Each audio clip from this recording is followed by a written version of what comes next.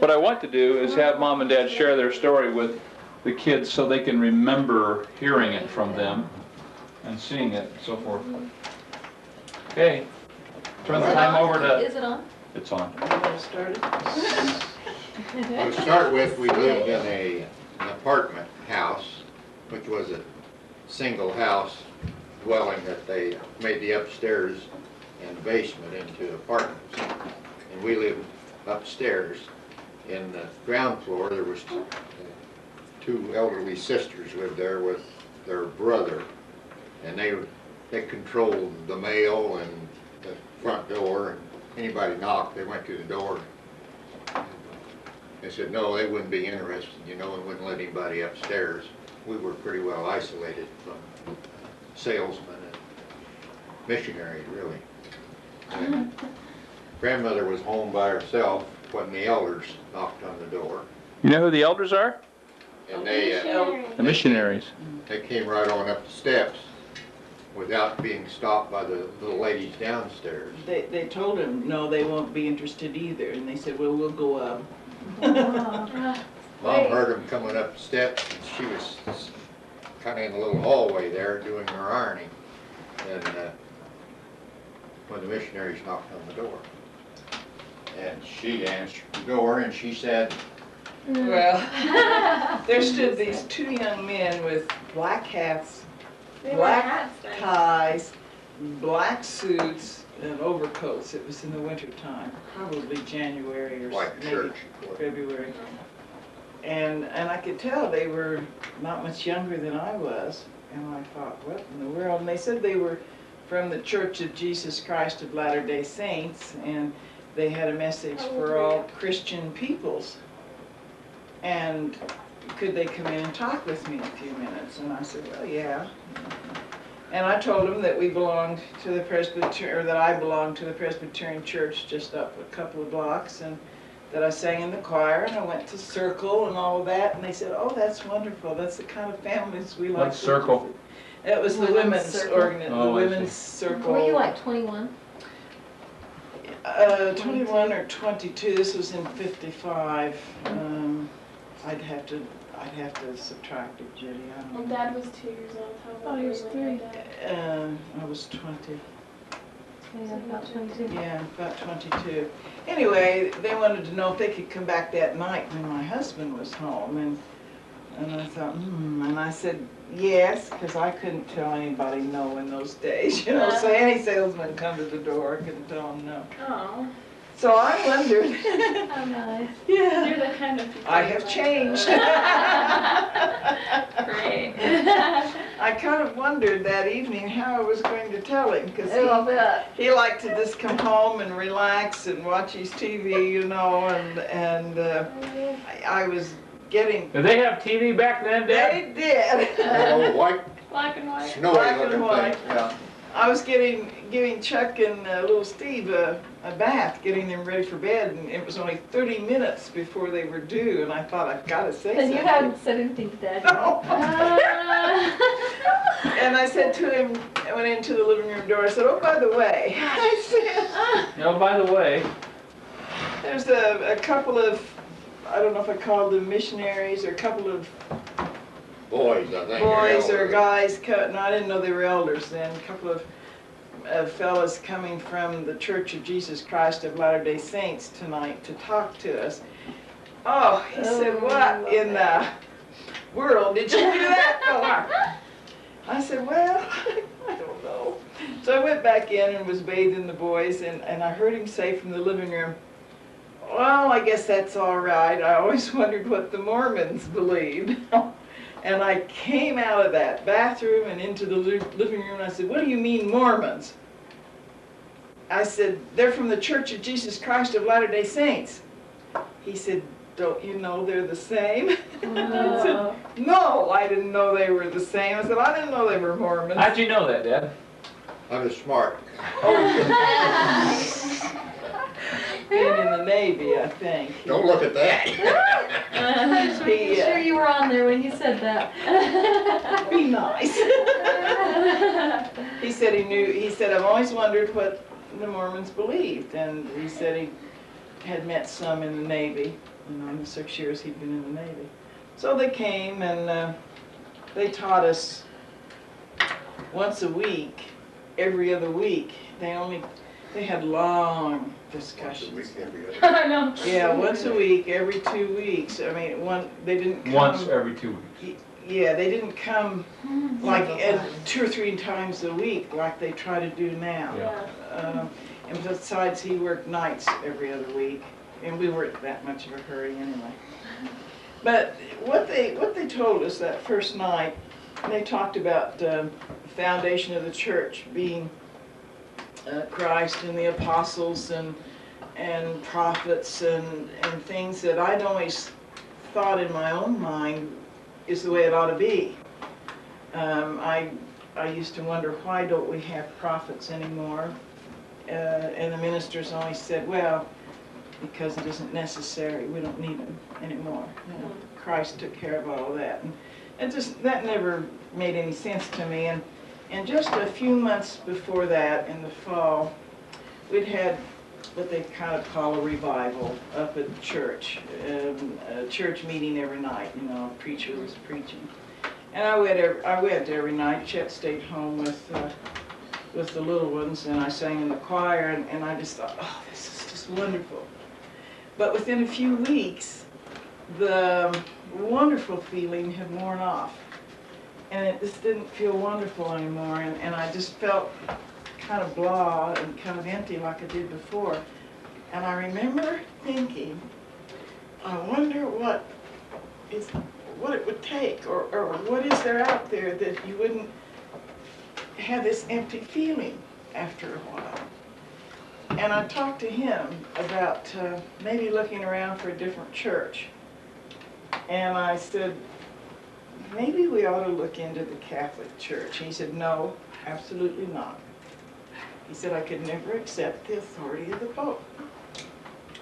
And I thought, well, I really don't agree with their doctrine either. And I said, well, what about Baptists? I said, they seem to be a real committed group, you know, and they seem to keep their young people, at least they did then.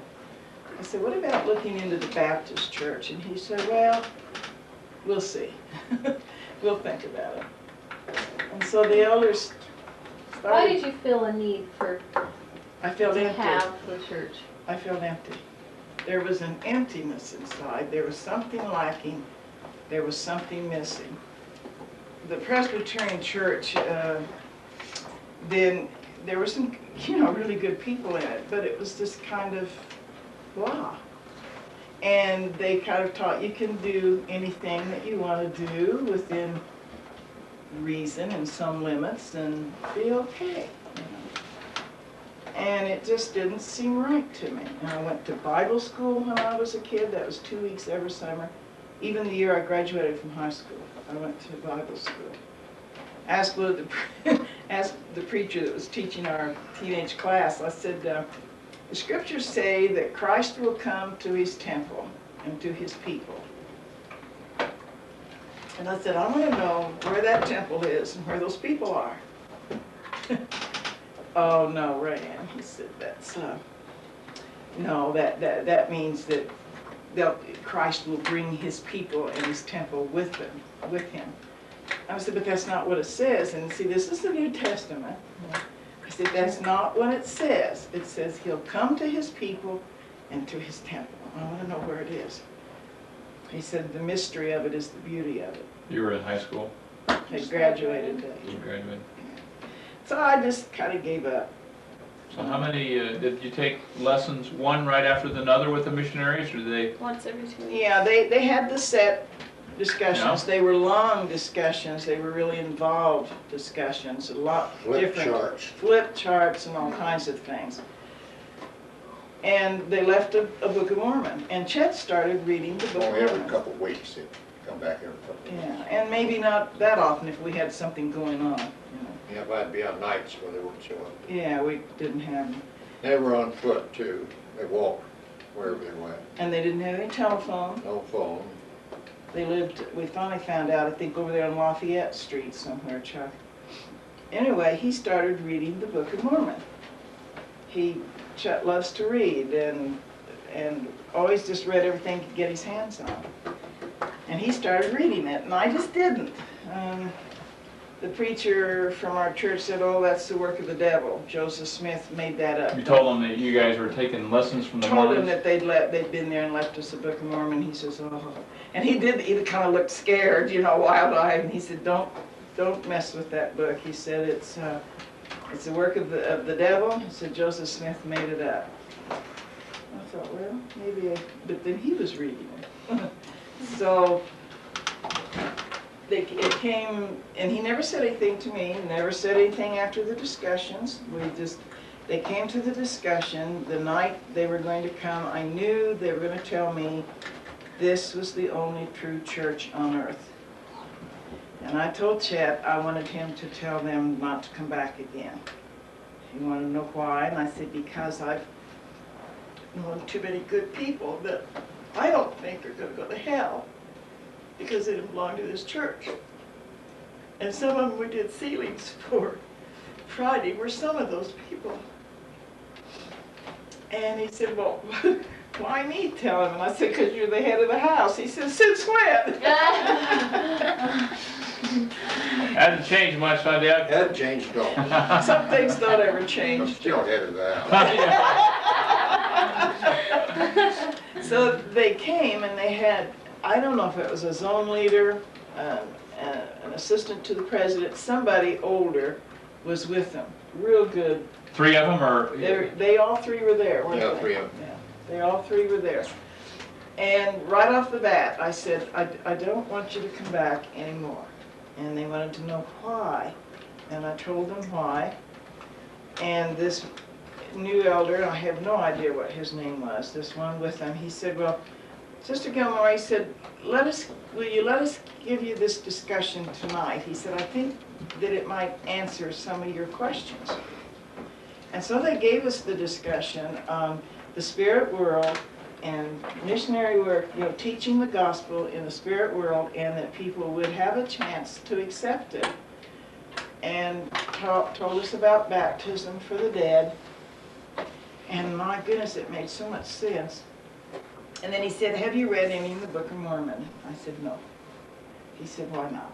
I said, "Well," I said, "I'm busy in the daytime, and in the evening when I might have time, he's got it, he's reading it." "Oh," he says, "that's no problem." Let me pull out another book. So they left, and they did not make another appointment with us, and we did not ask them to make another appointment. And after they left, Chet just said to me, he said, "Ann, I think it's true." And I thought, oh dear, because I didn't want a split family and religion. And I thought, as intelligent as he is, as much as he's read, if he thinks it's true, then maybe I should look into it. And I said to him, "I guess that I won't know if it's true or not unless I read it." And he said, "Well, I think When you so." said you think it's true, what do you mean? The Book of Mormon, or just the whole thing? Book of Mormon. The whole thing had to be true, Book of Mormon. Yeah, it all hinged on that Book of Mormon. Dad, did you have a emptiness like Mom did and want to get some religion for your family, or? Now, you be nice. I joined the Presbyterian church while the elders were teaching us. Did you the really? discussion. Yeah. Huh. I told them that I joined the church. They said, "Oh, that's great." They never blinked an eye, they never lost their cool. So wait, I don't get it. What? He joined the Presbyterian church while they were getting. While the elders were teaching I us. thought you were already Easter. in the Presbyterian. No, he Only wasn't. Grandma was. Grandma was, I was a heathen. Tell him what you told Gentile. Yeah, Gentile, what you told me about when you were a kid, kind of worrying because your family didn't have a church. Oh, well, I always wanted the religion when I was a kid. But Dad was a Methodist, and there was 9 of us kids, and then just, You just didn't go. nobody went to church. Your No. mother was Methodist too. Yeah, folks were Methodist. Dad said he was born a Methodist, he don't die a Methodist. He did, but he didn't stay that way Yeah. too many But- years after death. Oh, yeah. There was hard times when I was growing up. There wasn't any money around to start out with. Wasn't any transportation. Dad had a little van that he drove for the company, you know. At that time, he was servicing oil burners. And if we went any place, we walked. The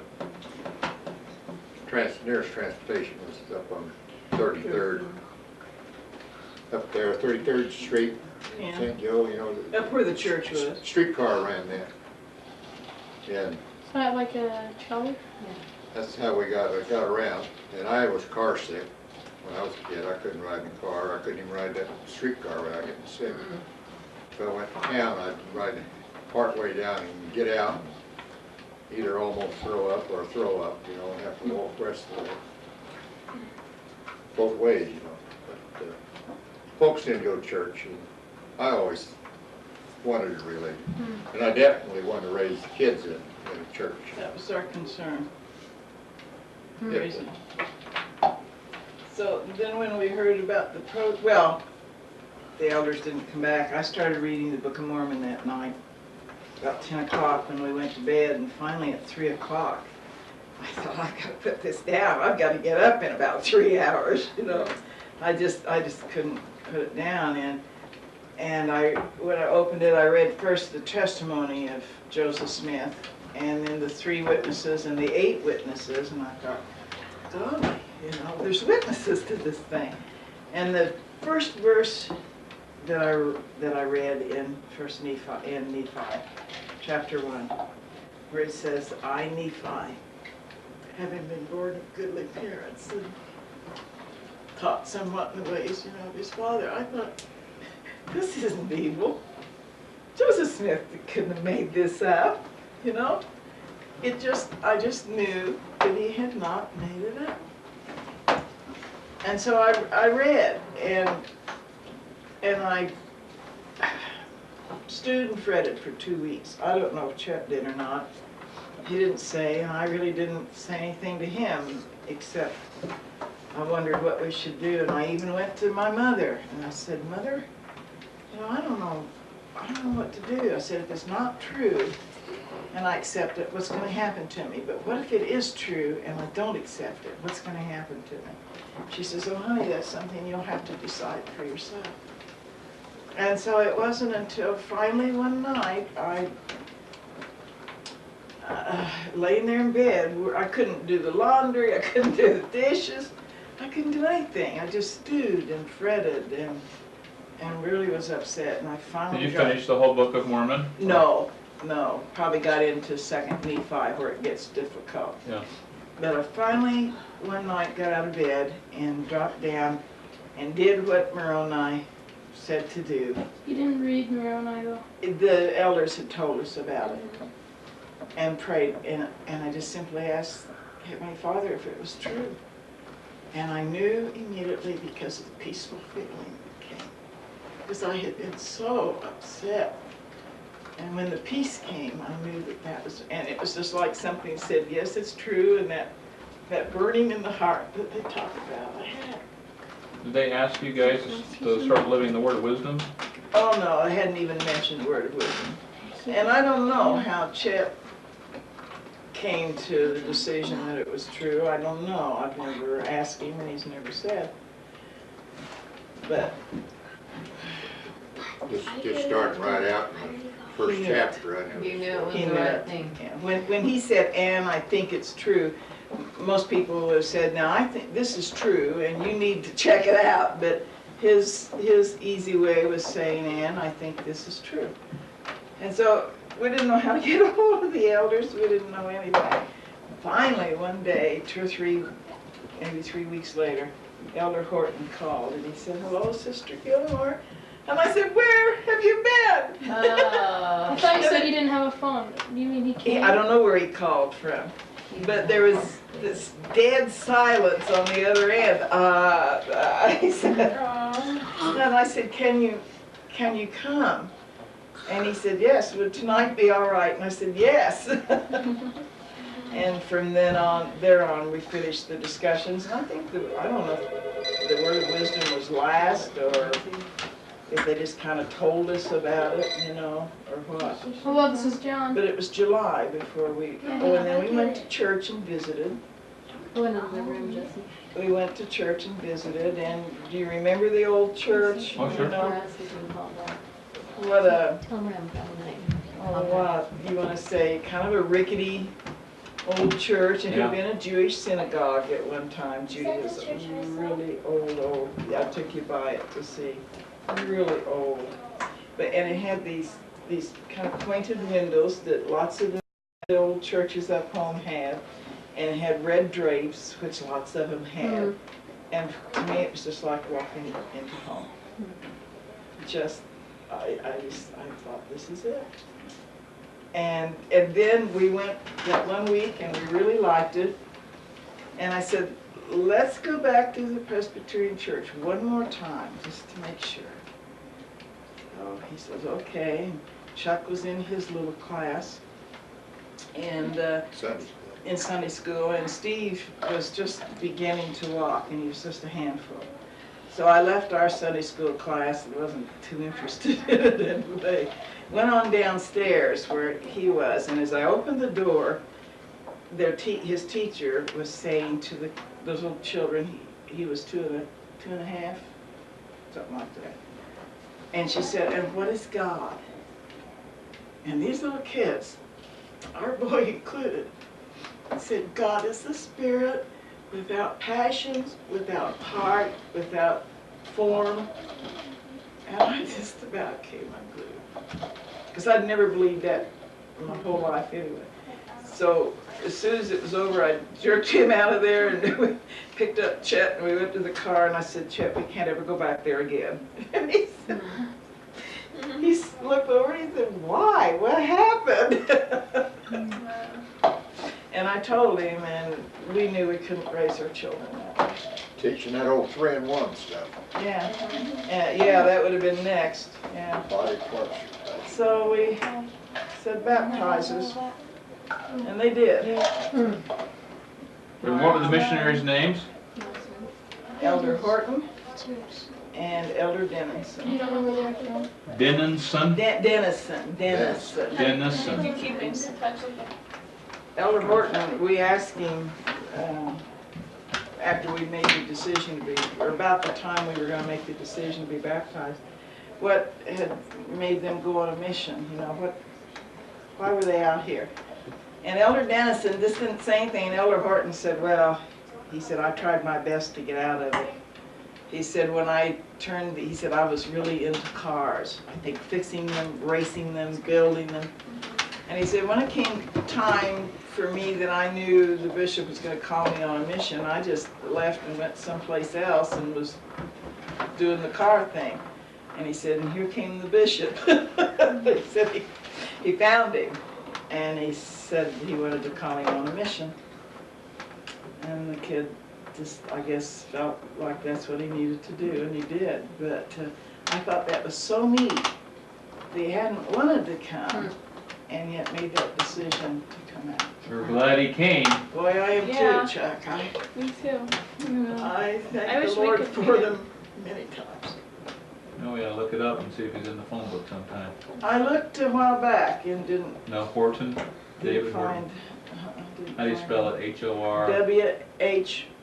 W-H-O-R, T-O-N, I think. It's with a W? W-H. W-H. Horton. W-H? A real life. We shouldn't have a hard time finding that. No. Unless it's not. Okay. Everybody wave. Oh, thanks for sharing that. It's good to have you share it again, even though we've heard it. I haven't. I You don't remember forget. hearing it. Well, Yeah, I've forget never heard the your details. actual conversion story. Really? I remember I was sitting there and Dad was sitting there, and you two were right there. That was it. Maybe I was out of town. But you know, it didn't happen just because they taught us. There are things that happen in your life leading up to it that you finally give up because you just figure you'll never Yeah. find a true church. And And lo and behold, that's and- kind of depressing. Yeah, it was. Well, Joe. God works in mysterious ways, so I'm sure Yeah. everything happened. Yeah. I just The right think if they wouldn't have sequence, just, if the lady would have said, If- oh, they were not interested, and they were If they'd have doing just it. turned around and left.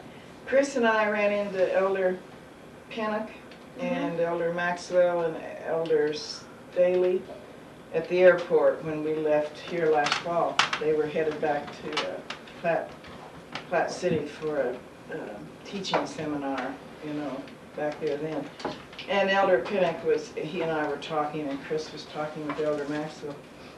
And I was telling him about, he wanted to know how we came to join the church and everything. And I just related to him that the missionaries had come in and knocked on the door, you know, the front door, and the elderly sisters had said no, they weren't interested, and they saw Why these would they say steps going up, and he said, does someone live up there? And see, we went to the same church, the little old ladies went to the same church we did. And but they said to them, no, yeah, there's some people live up there, but they wouldn't be interested either. And the elders just said, well, we'll go up. Elder Pinnock loved it. He said, I gotta tell my missionaries that. Just say, well, we'll go up anyway. He loved it, you know. He just thought that was, that the missionaries would do that. Yeah. I don't know, they must have been inspired. to do Yeah, that. they found some of the Yeah. lost sheep of Israel. They did. They found us, they found George and Tina Puckett, Hmm. and Barney and Helen Bledsoe. Horton did. Boy, that was Wow.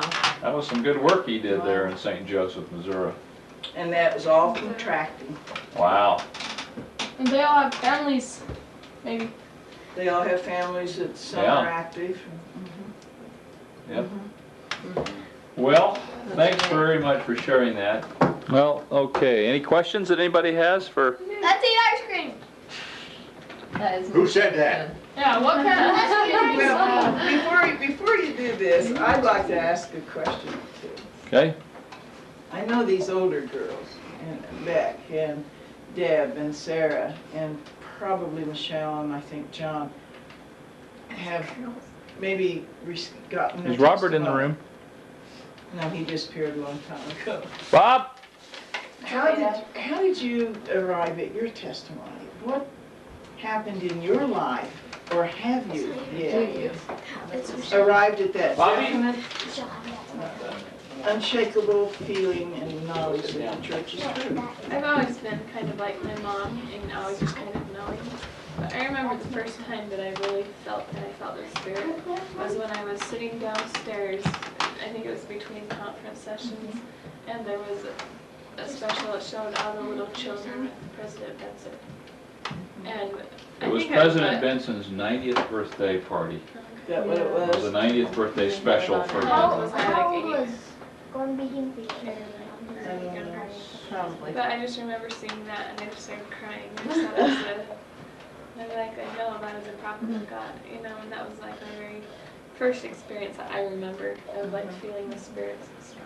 How old are you? And then just lots of little things to help Then it reinforce it on the way. piles up and adds to. Sarah, how about you?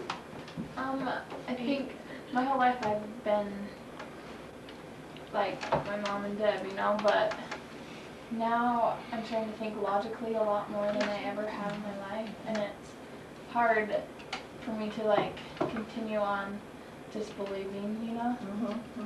And so like I'm right now I'm in the process.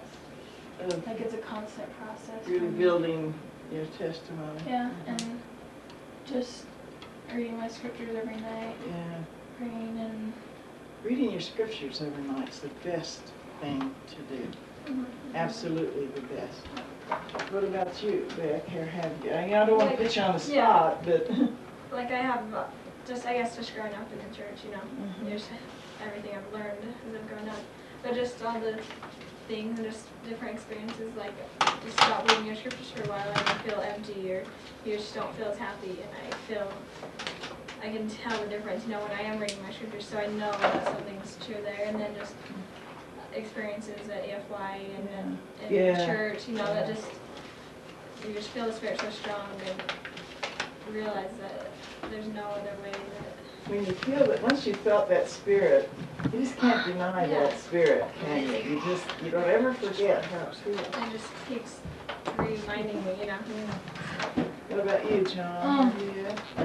When I've gone to EFY, it's like, I was gonna say EFY, that was the main thing. It's like, sometimes you just feel so happy, and it's like, I remember thinking, I never can forget this because it's proof.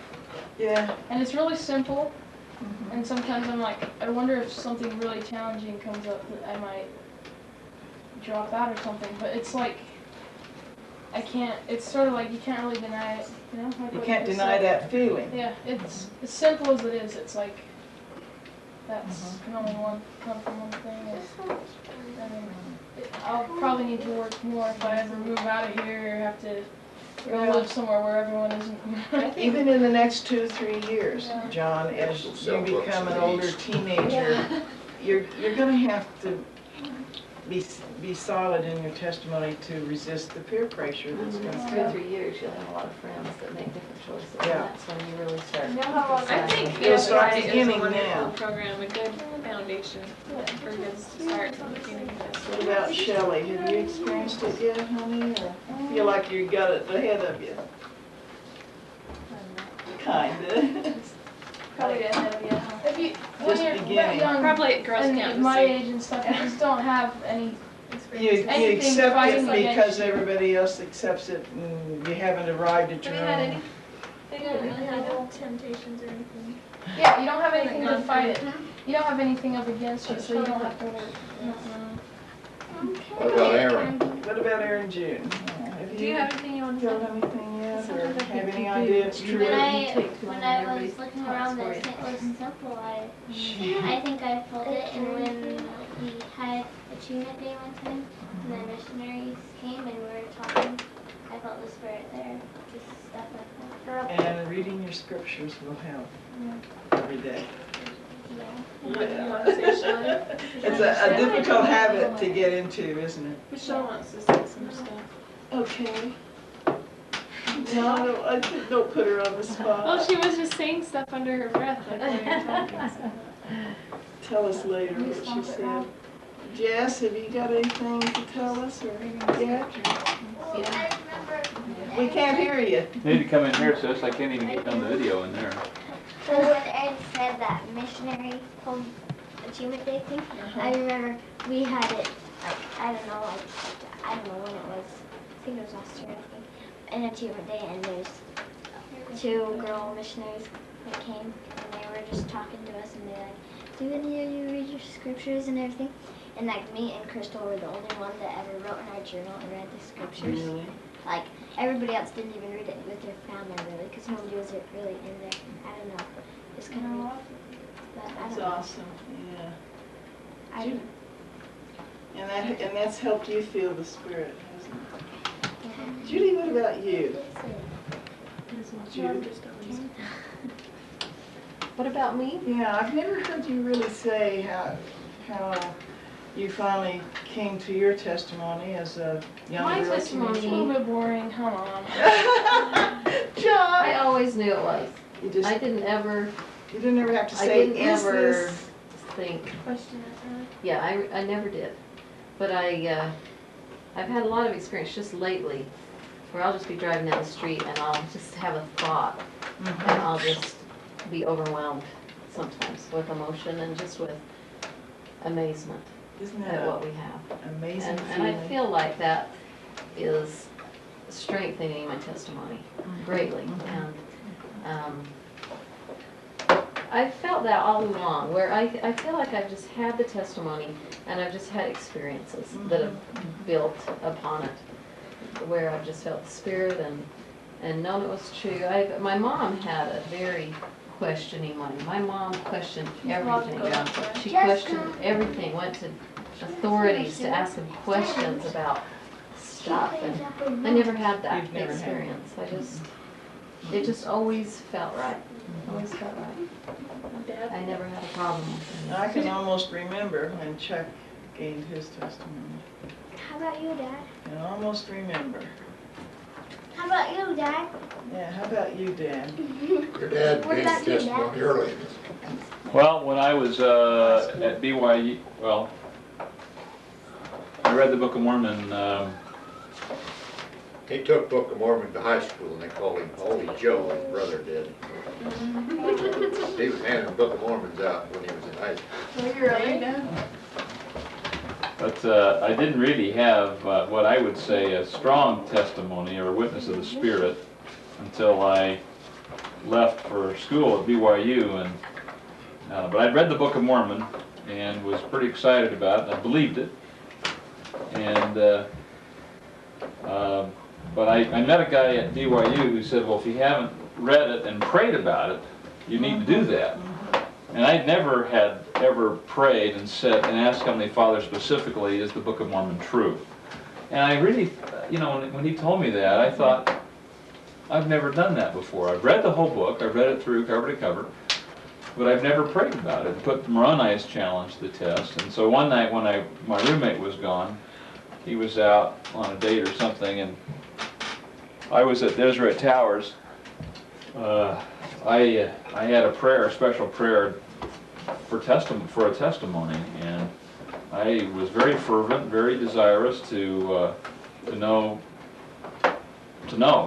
for sure that the Book of Mormon was true. And I prayed really hard and had experience during that prayer that was different than anything I'd ever felt before, as far as having a very strong, peaceful feeling, kind of an overwhelming feeling, that the Book of Mormon was true, that it's true.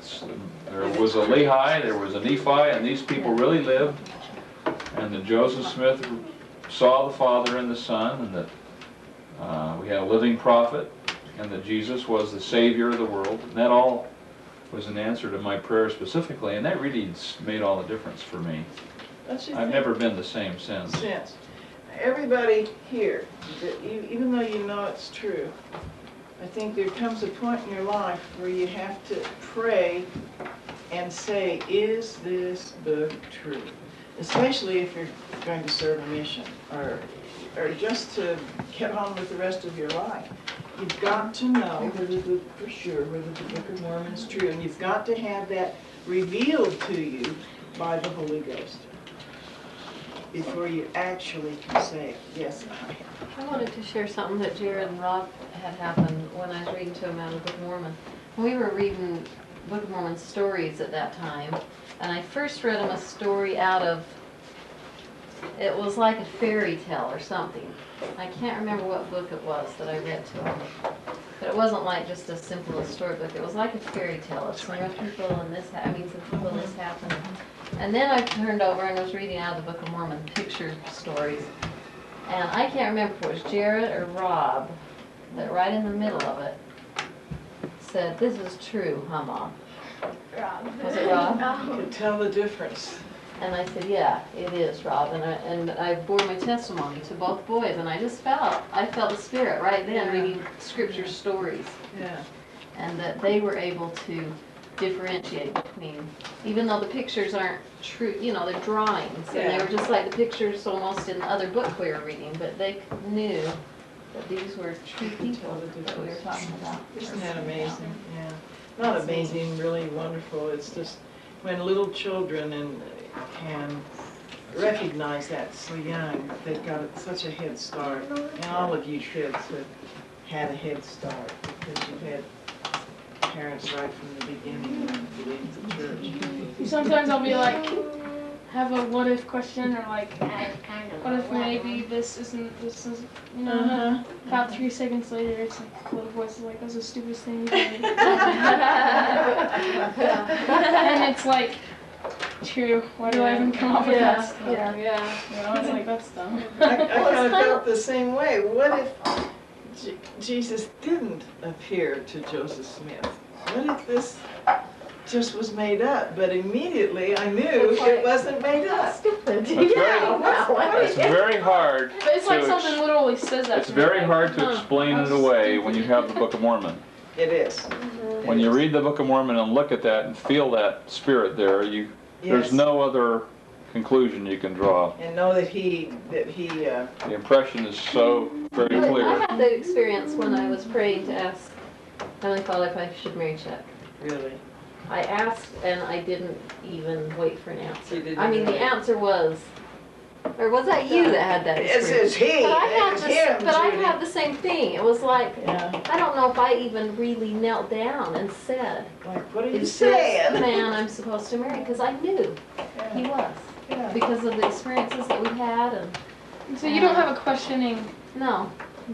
you, yeah. I would have if he'd been the wrong person. I probably would have had the question, but. Because you didn't feel that way about Robert, So I, her old yeah, boyfriend. right, Yeah, right. you. Robert, you. my And old Judy, boyfriend. he said to me, You after. he said, I don't know if this is, for sure if this is the right one or not, but it's gotta be somebody just exactly like her. I mean, that was after he met you one weekend. Yeah. When he told me what your name was, though, I knew that was it. Okay, well, let's bring this to a close. Thank you, everyone, for sharing your thoughts and feelings and this in your spirit with us. We especially appreciate Grandma and Granddad Gilmore sharing with us their story of conversion to the church. I would like to say to you guys how thankful I am for my mom and dad, because they brought the gospel to my family. They brought the gospel to my life.